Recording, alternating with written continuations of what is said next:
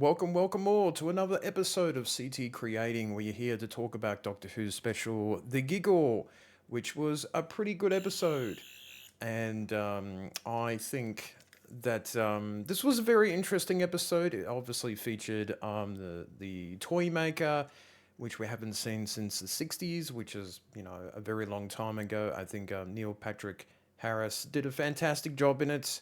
There will be some spoilers, so do go off and watch this episode that is on the BBC or Disney Plus for those who are wishing to watch this. So obviously, the story is that that the toy maker, has come back, and he obviously wants to play another game with the Doctor, which is interesting, and it sort of goes through the series of the Doctor figuring out who he is, and the whole world is sort of under this giggle where everyone's worst traits or humanity's worst traits have come out sort of against each other. Everyone thinks they're right where they're not quite. And that was interesting little subplot there that was, engulfing the human race and unit, trying to figure out what's going on with that. But I think the main thing was, the toy maker versus the Doctor. Obviously, spoilers, he won the first game all the way back with the first Doctor, I think in 1966, if I'm right. And then he won the second game, which was a game of cards. Actually, no, the toy maker wins the second game, which was a sort of a card game, a highest, value card. And then obviously he goes to the future of 2023 and tries to play the third game. And what was interesting was that, he played the game with the first Doctor, then the 14th, and now he wants to play it with the next Doctor, which sort of makes sense. So fires him with a massive beam, and the Doctor starts to regenerate. Spoilers. And this bi-regeneration happens. I'm not too sure about it. I mean, it's kind of, Russell T. Way of doing, very cute writing or, very smart writing. It's, in one hand, it sounds really clever, but in other ways, it seems a bit dumb, the bi-regeneration stuff. So obviously they split apart, and the 15th Doctor comes out. And he does a fantastic job. He sort of hits the ground running. I won't say too much, but there's a sort of vibe between the two of them. They play a game of catch the ball against the toy maker, and they defeat him, and they send him away packing in the end. So basically, which is really cool. So the first wish that they make was for him to be banished away, and he's gone. And then they sort of move on, and they're sort of like, well, there's two Doctors now. How's this going to work with the TARDIS? And the 15th Doctor's like, oh, I haven't made my wish, and creates another TARDIS, which is both of them. So there's two TARDISes now. And now there's two Doctors that are sort of living in the same time period, which is a little bit weird.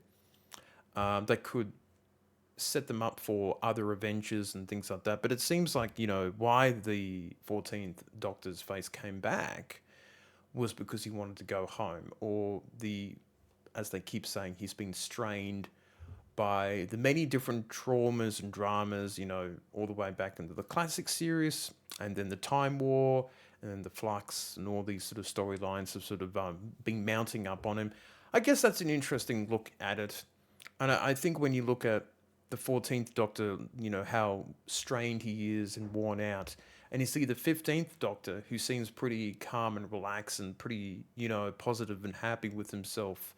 Maybe that's the timeline that we don't see, is that, when he does become retired and lives with, Donna Noble and the family, you see this end product of the 15th Doctor, who's sort of mostly healed from the traumas and issues, and he's had probably several hundred years of a vacation that he's probably needed for a long time. So that's how I sort of read it.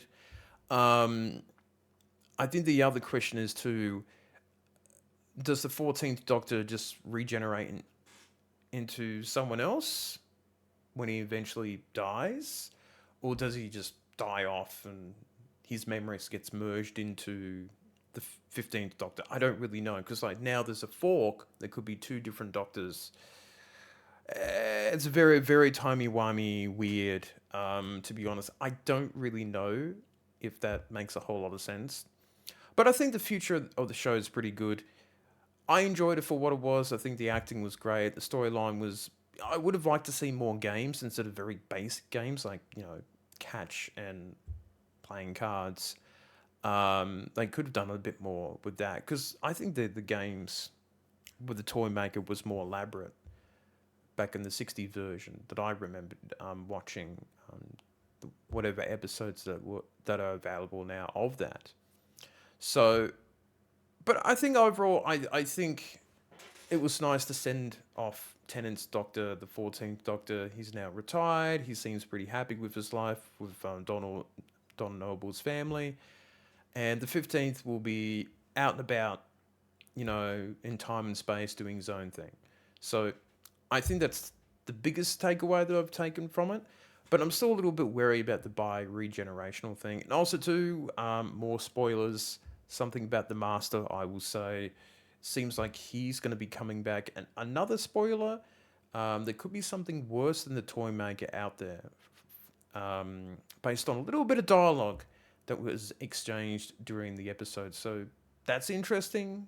A little bit of foreshadowing of probably the upcoming series that is coming out next year, I believe.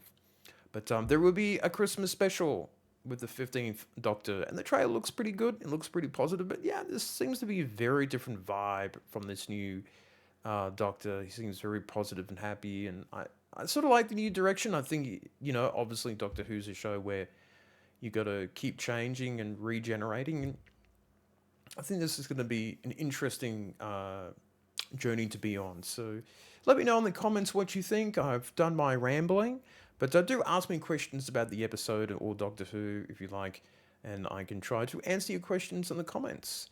So that's going to be it for me, and I shall see you later on. Maybe in the TARDIS, maybe somewhere else.